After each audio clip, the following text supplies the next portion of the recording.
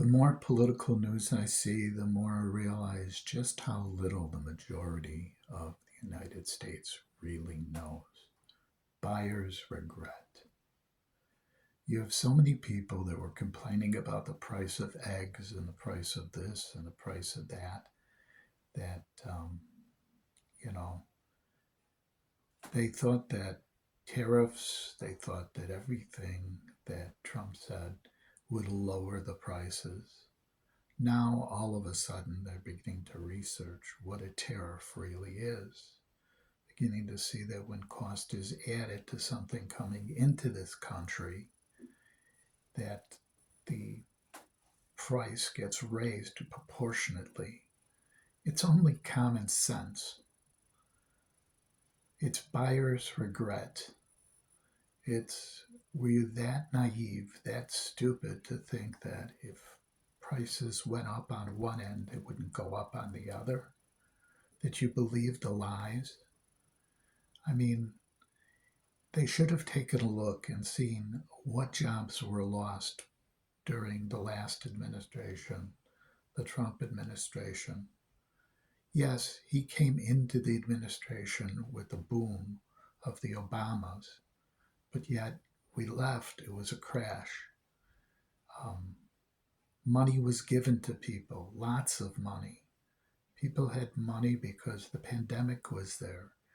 Certain things like gas were cheap because if no one is going anywhere and there's so much gasoline in the country and you're not filling up your tank because you don't need it, the price of crude oil goes down because people are not buying it. So only so much is being pumped out of the ground. And when people are using it because they have a little more money and they're driving, the price is going to go up. It's supply and demand. It's buyer's regret.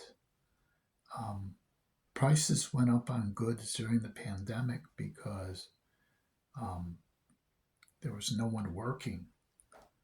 So when it became hard to get toilet paper and when certain people hoarded things and there were shortages, there was no one to fill it, the price went up. Supply and demand. I remember going to the grocery store and seeing the meat shelf empty. Chicken, meat, everything gone. People were freaking out and buying everything up, afraid that the stores were going to close. And if they closed, you wouldn't be able to get any, food, any goods. It's buyer's regret. Now, people have a little more money. They're buying a few more things. Prices go up. We're talking about deporting workers. Who's going to pick the fruit? Who's going to pick the vegetables? Who's going to slaughter the pigs, the chickens? All of those meat processing plants, they're all immigrants. You don't have regular people, citizens wanting to work in bloody, disgusting, stinking conditions. I mean, I come from the Chicago area, and I remember the stockyards. The stockyards, the people who work there originally, they were all immigrant stock. They weren't people who were in the United States for generations. It stunk. Even years after they closed the stockyards down, you could still smell it because it went on for decades before. I just can't imagine what's going to happen when there are no more Purdue workers to slaughter the chickens, when no one will do anything. Um, you're going to have to pay people more money to work in those conditions.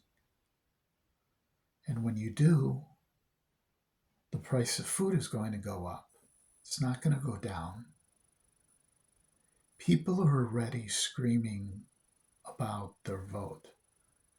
One of the biggest things on the internet is how can I change my vote? And it's not Democrats that are saying that. It's people who voted Republican. Buyer's remorse. That's all it is. They didn't research what a tariff is. They didn't think. They let their fears, their anger, their stupidity guide them. It's all buyer's remorse. Well, on TikTok, I heard people say, I saw what they voted for, and I hope they get what they wanted, what they deserve. The problem is, a lot of the United States either didn't vote or voted for change, voted for a better way, not out of fear, not out of rage, but out of hope, wanting a better world. Is it fair that the people that wanted good things to happen are going to be caught up with the ones that feared change, that wanted to make America great again? The question is, when was America great? Was it great when blacks couldn't sit at certain counters, when people had to go to the back of the bus because of their skin color, when a black man and a white woman couldn't talk, or a white man talk to a black woman, go out with her? How about interracial marriage, when people were lynched for that? When children were blown up and shot for going to the wrong school? When was America great? That's what I want to know. Can you name a time when America was great?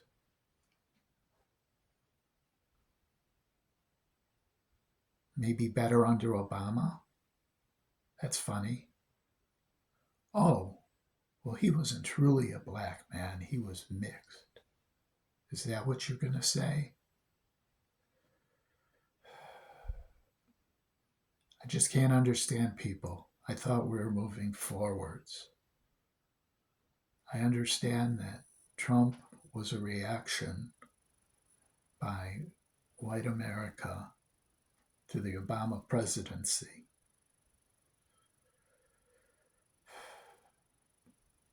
Maybe it was more than that. Maybe it was more than that. Maybe America's not ready for a woman president. Maybe America's not ready for another president of color. I don't think it makes a difference. I think it's the quality of the person, not the color of their skin. I think it's what's in their heart, not what can be done for them. I'm reminded of the quote, ask not what your country can do for you, but you can do for your country. Well, we're going to see again how the presidency is going to be used to make money for the president and his family, and how little he's going to work. I doubt he'll even survive the 4-year term. I think he's going to die soon. Look at him, he's sick. He won't release his medical records. Just like he's not going to release his tax records again. I guess we're in for it. Hopefully in 2 years things will change a little bit. We'll have a blue wave in the House and in Congress, some checks for the presidency. But if he keeps violating all the laws like he did the last time,